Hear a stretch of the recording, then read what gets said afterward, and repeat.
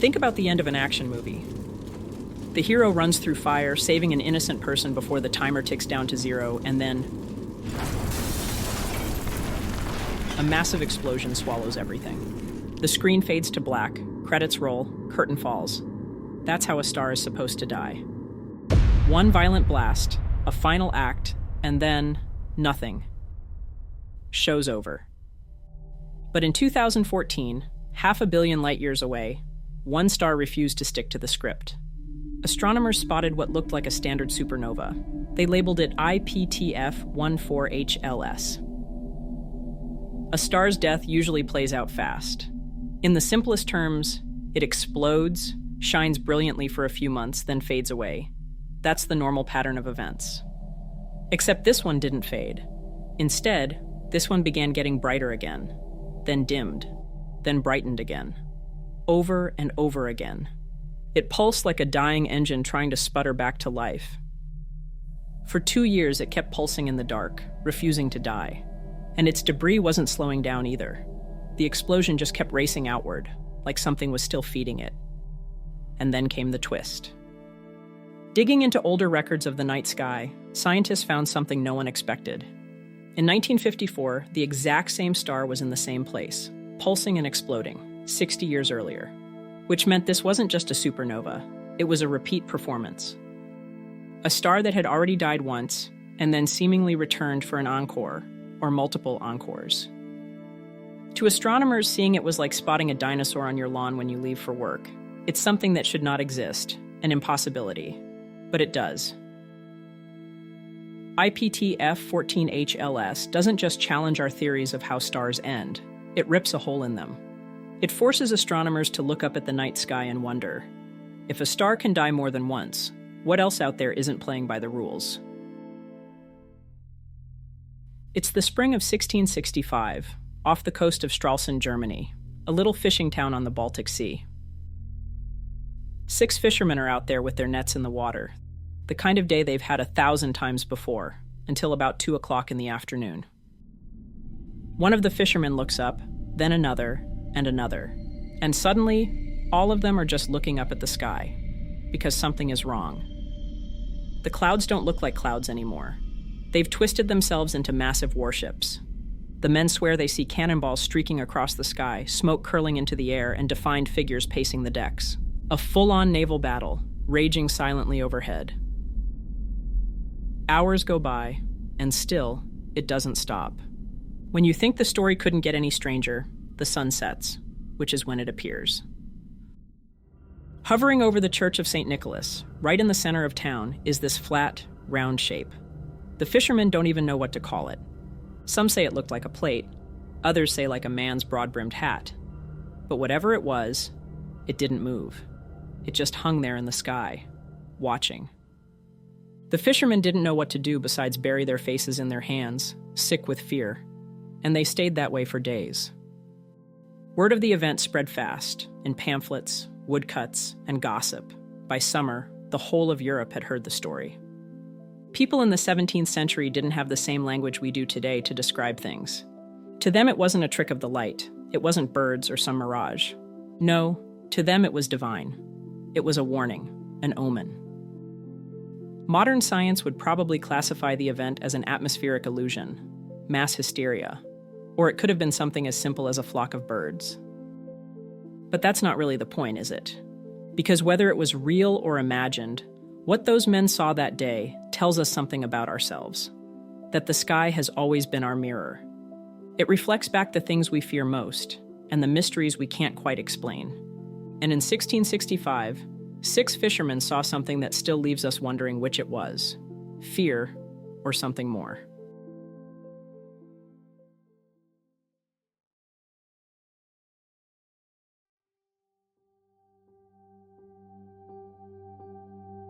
Let's talk about the Tulli Papyrus. Unlike the zombie star or the cloud battle over Germany, this one isn't so much a celestial mystery as it is a historical one.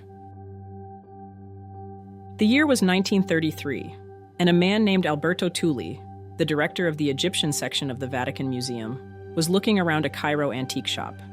He stumbled on a papyrus from the time of Pharaoh Thutmose III, that supposedly described mysterious fiery disks in the sky in ancient Egypt. But there was a catch. The price was too steep. So instead of buying it, he copied it and made his own version of the text. Fast-forwarding some years later, Tulli dies and his papers are passed along to an Italian scholar named Boris de Raschewilz. De Raschewilz claims to have translated Tulli's copy, and his translation is where we get this whole story of glowing disks. The translated text reads, "In the year 22, on the 3rd month of winter, at the 6th hour of the day, the scribes of the House of Life observed something remarkable, a circle of fire moving across the sky. It had no head. From its mouth came a foul odor. Its body measured about 1 rod in length and 1 rod in width. It made no sound. The scribes were terrified. Their hearts trembled, and they fell to the ground on their bellies. They went to the pharaoh to report what they had seen. His Majesty ordered the events to be studied, comparing them to the writings preserved in the House of Life. He meditated on what this sign could mean. Days later, the fiery circles returned in even greater number. They lit up the sky more brightly than the sun itself, stretching across the heavens to the very limits of the 4 corners of the world. Their presence was powerful and overwhelming. The king's army looked on, and his Majesty stood among them. It was after supper when the circles rose higher, moving southward. And as they did, fish and birds rained down from the sky. It was a wonder unlike anything seen since the founding of the land. His Majesty ordered incense to be burned, to offer peace to the gods, and he commanded that these events be recorded in the House of Life, so that they would be remembered for eternity. It's cinematic, it's creepy, and it's also probably not real. Because here's the kicker. No one has ever actually seen the papyrus the event was originally copied from. Not then, not now, not ever. Because Tulli never bought it. The original's whereabouts are a total mystery if they ever existed at all. And de Raschewilz even admitted later that he never saw the papyrus himself. He just worked from Tulli's rough notes. Which means the whole thing rests on copies of copies. A telephone game stretched across decades. Most mainstream Egyptologists today consider it a hoax, probably a story cooked up out of a real ancient text, polished up for magazine readers hungry for something sensational. But here's the thing. The Tulli Papyrus sticks around because it scratches at something very human. Our need to make sense of the unknown, even if the evidence is thin at best. And maybe that's the bigger lesson. Sometimes the mystery isn't what was in the sky. It's how the story took flight in the first place.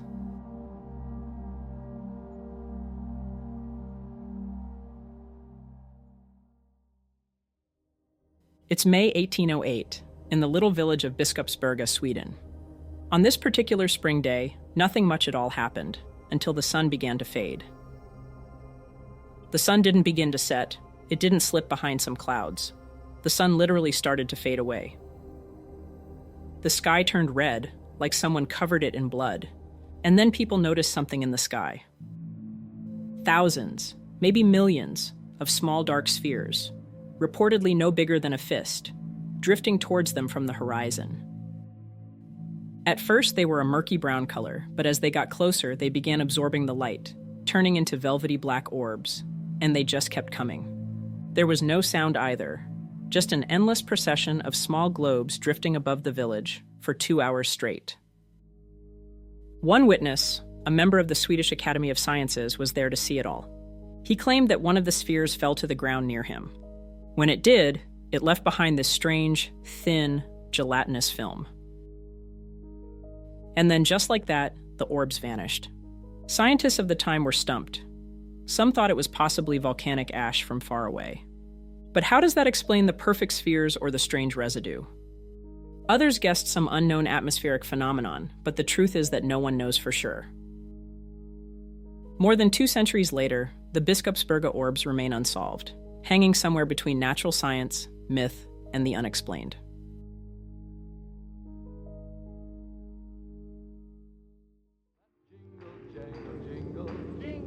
On a moonless night in September 1961, Barney and Betty Hill, a married couple from Portsmouth, New Hampshire, were on their way home from a vacation in Canada. The road was quiet with forests on either side. The only sound was the hum of their car engine driving through the White Mountains. And then they saw a light.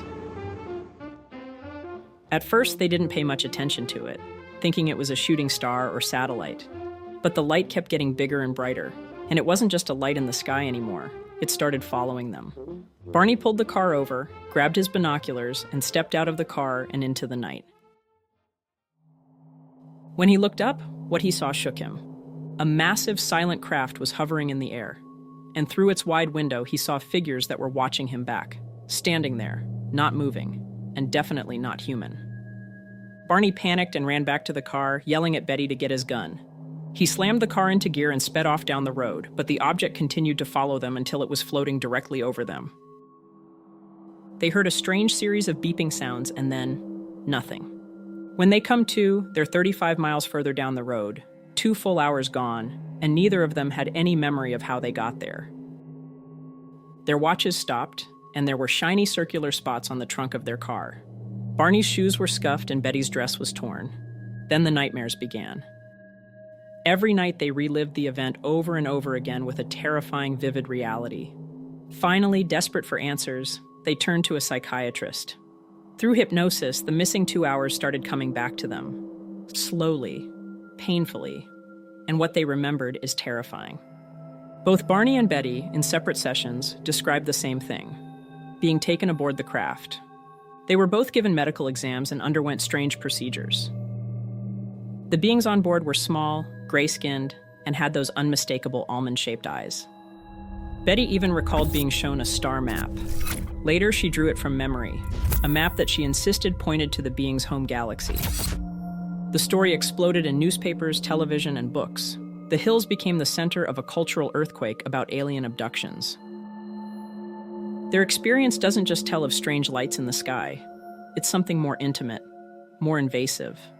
The Hill case is where modern alien abduction stories begin. It gave us the blueprint, the missing time, the experiments, the gray aliens. And more than 60 years later, whether you decide to believe them or not, their story changed everything. Thank you for joining us for another episode of Fireside Unsolved. If you haven't already, please like and subscribe to help the channel grow. Until next time, take it easy and be easy, you filthy bastards.